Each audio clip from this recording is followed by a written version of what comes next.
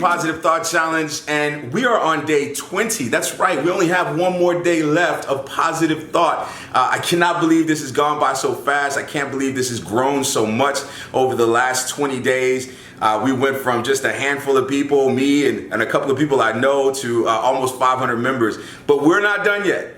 I want you to start thinking about what the next challenge is going to be. I have some ideas. I have two ideas, actually. One is a 21 days of gratitude. So doing the same kind of thing we're doing right now, but instead of just positive thoughts, we're intentionally thinking of things that we can be grateful for. And I just present 21 things that you can be grateful for over the course of 21 days. So that's one idea. My other idea was 21 days of healthy choices. Whether that's included in that is how you eat, the choice to exercise, the choice to avoid stress, the choice to just make yourself better. Because I firmly believe that, the whole concept of losing weight or the whole concept of eating healthier and all this other stuff, the goal can't just be, I want to lose 15 pounds. The goal has to be on a daily basis, and you got to have short-term and long-term goals. So my goal is to make it to the gym 3 times this week. If I can do that, then I've accomplished my goal. Or my goal is to cut out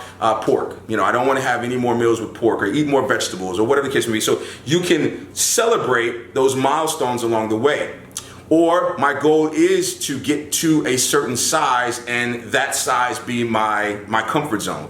But of course, that has to be realistic. But we'll flesh that out when we make the decision of which challenge we're going to do. And if you have a better idea, if you have something that you would like to try, then send me a message or let me know on the page, and we can do it. I don't want this to go away. This has been really fun. This has been really successful, really encouraging. And I don't want to lose the energy that we've created with this 21-day positive thought challenge. Okay, so that's something we can discuss when that time comes. For right now, we are on day 20, so let's get into it. Day 20, follow the sound and imperfect advice you would give if someone you loved was going through your current situation. Now, they say that the worst vice is advice, right? And I know for me, I won't speak for you, but I know for me, when it comes to giving advice to other people, when it comes to developing a plan of action for other people, when it comes to providing a vision for other people, I am a master at that. I could tell you exactly what you need to do to overcome this situation. I could give you a 5-point plan, the execution of that plan, the whole nine. I'm so good at that. But when it comes to my stuff, when it comes to my life, I am plagued by 2 words that I hear a lot of people say when you try to flip it, and it's different. But here's the thing. It isn't. It is not different. We are all going through the same thing. We're either experiencing moments of lack, moments of confusion, or something happens and we're unprepared. It doesn't matter what the details are. The execution is pretty much the same. For the most part, we have to change our mindset. We have to accept those things that we cannot change, and we have to change the things that we can and be willing to learn something from the whole event. You can insert any problem, and that formula is pretty much going to work. It's not different, and the advice that you would give someone else should be the advice that you take for yourself. Be a living witness that the things that you're telling other people that they should do, you can too, because there's nothing more powerful when you provide assistance to someone, when you say, I've been there. I've gone through this situation before, and I made it through. This very, very wise woman I recently met, extremely intelligent, she said something to me that just turned a light bulb on in my head, and it has never gone out ever since she said it. It was what Oprah calls her aha moment, right? What she said was she realized that once she accepted how similar she is to everyone else, once she accepted the similarities that she has with everyone else, that's when she truly understood her differences. So once I see how much we are the same, how my experiences aren't that unique, that's when you're able to discover the differences. But a lot of times we look at our situations or even ourselves and we think that we're just this very unique entity, but we're all going through very similar experiences. So when you identify the similarities, then you can identify the differences. I just thought that was mind-blowing. And maybe it doesn't do anything for you, but for me it did, because when I look at a situation and I see that it's not as unique as I'm making it out to be, I can learn from other people's journey. I can learn from other people's testimonies. We're very much the same in our thought processes. We're very much the same in our belief systems. We're very much the same in how we approach things. The difference is the decisions that we make. The difference is what drives us. The difference is what we hold on to.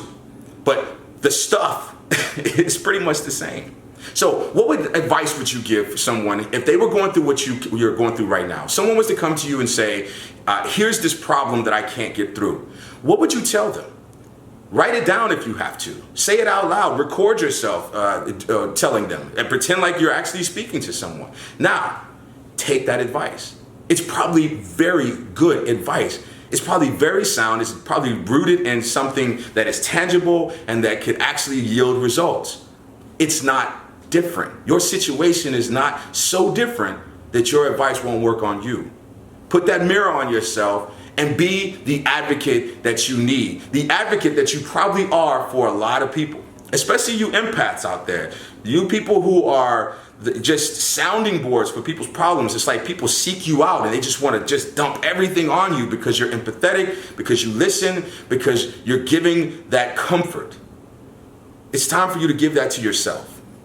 It's time for you to be your best advocate. Now, that doesn't mean that you shouldn't talk to other people. I've said this more than once. I believe in the power of community. However, sometimes you have to just think yourself happy.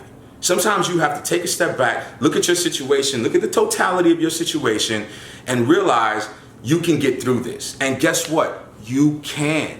You got this. This is not insurmountable. This is not bigger than you. You're powerful enough.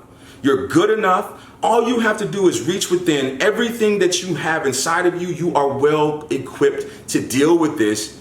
And when you get on the other side, when all of this stuff works out, when everything starts to fall in place, you look back and you realize, oh, that's why I went through this. Oh, that's why this needed to happen. And now you're better equipped to help others, but more importantly, help you. Be your advocate. Be that person that you can depend on for sound, sage advice, and then follow it. We got one more day left of positivity. I hope this is blessing your life as much as it is blessing mine. I love the interaction. I love talking to you. And I love the fact that for one more day, I can say, I will see you tomorrow.